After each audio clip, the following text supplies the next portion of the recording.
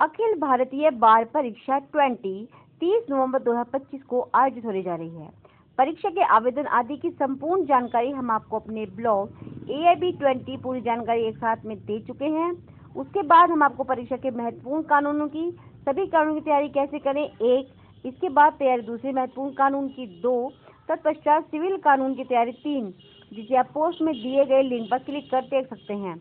अब आपके लिए लेकर आए हैं हम परीक्षा में आने वाले चौथे महत्वपूर्ण कानून की तैयारी का तरीका, जिसे आप ब्लॉग कानूनी ज्ञान पर पढ़ सकते हैं और YouTube blog Indian law SK28 पर सुन सकते हैं। आज हम आपके लिए लेकर आए हैं भारतीय दंड संहिता IPC भारतीय न्याय संहिता BNS की तैयारी। IPC BNS में से लगभग 8 अंक के प्रश्न आपसे पूछे जाएंगे और क्योंकि एक प्रश्न 1 अंक का होता है, इसलिए पेपर में इस कानून से आने वाले हैं 8 प्रश्न। IPC BNS का महत्व, यह आपराधिक अपराधों के मूल तत्वों को परिभाषित करता है। प्रश्न आमतौर पर एक तथ्यात्मक परिदृश्य से सही अपराध की पहचान करने पर आधारित होते हैं, अतः प्रश्न आपके मन मस्तिष्क में अपराध के स्वरूप पर आधारित होते हैं कि आखिर आप किस अपराध को लूट, डकैती, हत्या, आपराधिक मानव वध, हमला, प्रहार आदि में परिभाषित करते हैं। विशेष ध्यान देने योग्य धाराएं: धारा 3 BNS, जो कि IPC में धारा 6, 7, 27, 32, 34, 35, 36, 37, 38 के रूप में वर्णित थी, जिन्हें सामान्य स्पष्टीकरण शीर्षक दिया गया है।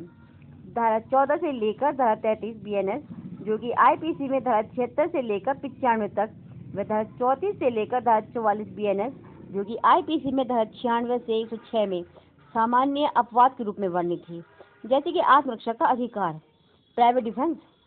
भारतीय न्याय संहिता 2023 के अध्याय 4, जो कि दुष्प्रेरण और आपराधिक षड्यंत्र और प्रयास से संबंधित है और जो कि अब धारा 45 से लेकर धारा 62 को समाहित किए हुए हैं।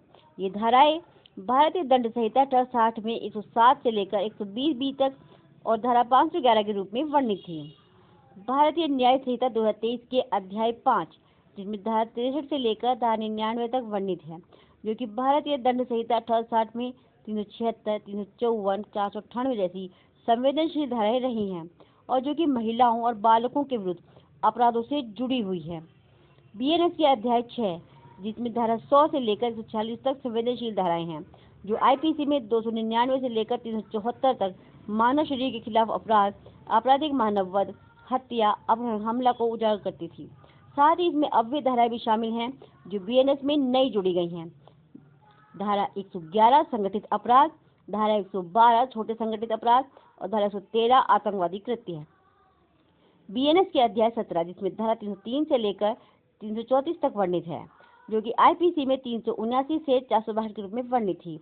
ये धाराएं संपत्ति के खिलाफ अपराध, चोरी, उगाही, डकैती, लूट, आपराधिक दुर्विनियोग से संबंधित हैं और इसमें धारा 304 भी शामिल है, जो कि झपटमारी की नई आपराधिक परिभाषा के रूप में BNS में शामिल की गई है।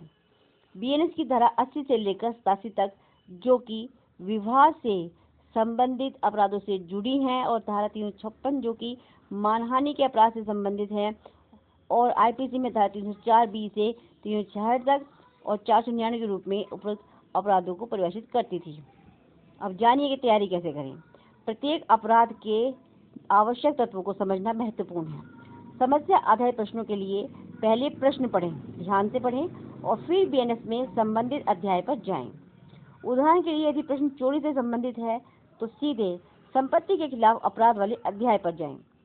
रूलिंग्स पर जरूर ध्यान दें और उनकी खास बातों को उदाहरण के रूप में नोट करें।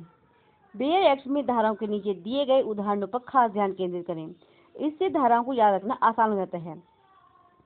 आगे और भी लॉ लेकर आ रहे हैं, जल्दी से सब्सक्राइब कीजिए ब्लॉग इंडियन लॉ SK28 को और ब्लॉग http://shalini-kaushik-advocate.blogspot.com को। पोस्ट को लाइक और शेयर करना ना भूलें। साथ ही पोस्ट को लेकर अपनी समस्या और अनुभव जरूर बताएं और अगर कुछ और जानकारी चाहिए तो कमेंट सेक्शन में जाकर अपनी समस्या लिखिए, हमें बताइए, हम आपकी समस्या का समाधान अवश्य करेंगे। धन्यवाद।